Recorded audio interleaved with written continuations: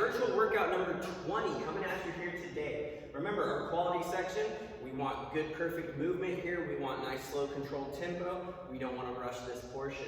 So our first start here, we have 3 sets of 10 on a single leg glute bridge. This is going to be 10 on each leg. On that glute bridge, we're going to go ahead and we're going to lay down on the floor. We're going to keep those legs bent, feet flat, hands out at the side. This is going to help stabilize you. From there, you're going to go ahead and extend out one leg. I want that leg to stay in line with your opposite leg that is still down.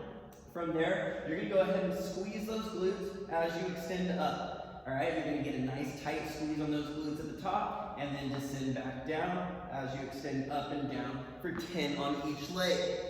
Now, remember, with that glute bridge, single leg or both legs, we want to fill those glutes, not those hamstrings. If you are not feeling those glutes, give them a little tap as you're performing that movement. That's going to get your mind-muscle connection going on, and that's going to go ahead and help get that activation and firing of that proper muscle group.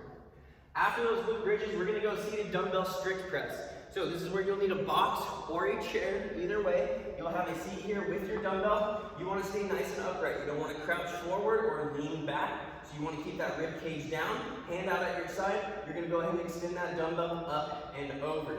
So again, from the front here, core nice and tight, nice and upright, chest up. You're going to extend that dumbbell up and over, full range of motion, okay? You're going to go ahead and do 15 on each arm there. Now, after that, we're going to go ahead and do some VIA. So working on that core, we have 5 sets of 20 here. So you're going to go ahead and lay on the ground here in a fully extended position. So hands out in front of you, legs fully extended. You're going to go ahead and lead with your legs. So tighten up that core, keep that core nice and tight. Lead with those legs, meet in the middle, and crunch up to those hands. Once those hands and feet come off the ground, our goal is to not let those hands and feet touch the ground again, okay? We're gonna go ahead and try to get through 20 of those. Now, if any one of these movements becomes easy for you, because we are repeating movements, that's where we work on that tempo. I've been saying that all week. So again, slow down those movements. Slow down the descent of your legs on that VIA. Slow down the descent on that dumbbell, whatever it is.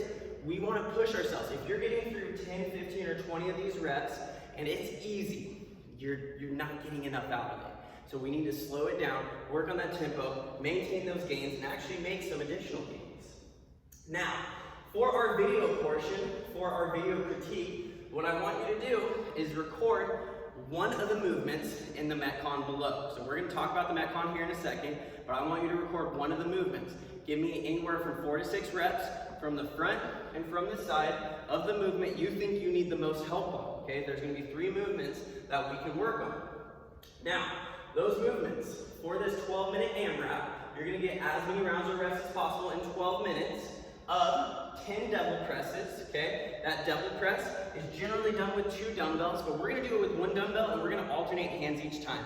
This is going to be an easy count, so it's going to be 5 on each arm. So that dumbbell is going to go ahead and be on the ground here. We're going to burpee down, chest and thigh coming down to the ground. So you're going to grab that dumbbell with that hand, other hand flat on the ground, coming down into that burpee. Remember, on that burpee, you can go ahead and jump up, or you can go ahead and step up, and then from there, you're going to go ahead and drive that dumbbell up and over in one fluid motion in a snatch.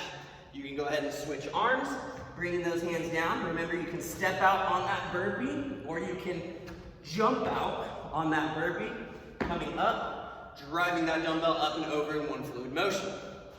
You're going to go ahead and do 10 double presses. After that, we're going to go 30 foot of a handstand walk. Handstand walk doesn't need much introduction, walking on your hands. If you do not have 30 foot of solid space to walk in, go ahead and walk forward as far as you can, turn around, bring it back. If you only have 10 foot of space, go up, forward, and back 3 times. Again, just get that full 30 feet in. Now, the alternate to that is bear crawl. So we did that a little bit earlier this week, okay? So with that bear crawl, you want to make sure your hip is above those shoulders as you walk forward. Same thing. We want to see 30 total feet here, okay? Following that up, we have a 200-meter run. So we have some subs for this run if you are not comfortable running outside right now. But for 200 meters, you can go ahead and go on Map My Run, and you can go ahead and figure out how far 200 meters is. So essentially what you would do is we'll run out the 100 meters and run back for 200 meters.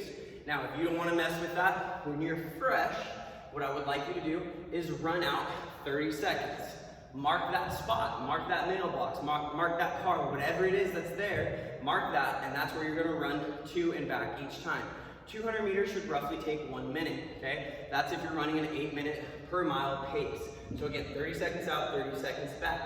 Now, if you do not want to run outside, we have the option, again, remember this is gonna take about 1 minute, to do 1 minute of single unders, or double under practice, okay? Or 1 minute of mountain climbers. Either option works for today's workout. Intensity, 12 minutes. 12 minutes is that time domain in CrossFit where it's not quite a sprint, it's not quite that long Murph style workout where you really just need to get into a pace. It's kind of in between. So your heart rate is gonna get elevated a little bit higher, right? We're probably gonna be between that 85 and 90%. I don't really wanna see you moving towards that 95, 100%. Maybe on a particular movement, maybe on that devil press, it'll start to come up a little bit higher, but we gotta bring it back down and get it under control. Our goal is to come back in from that run and be able to go right into those devil presses. If you're sprinting out that run where you get back in and you have to put your hands on your legs and you can't touch that dumbbell for another minute, you went too fast and you actually negated all the positive benefits that you got from running or sprinting fast. So again, let's try to control that heart rate, be somewhere between that 85 and 90%, so you're still putting in a big effort, but you should be able to move from movement to movement without a lot of transition time. Let's get these scores posted and tried. Let's post some videos, and I hope you guys have a good time with this one.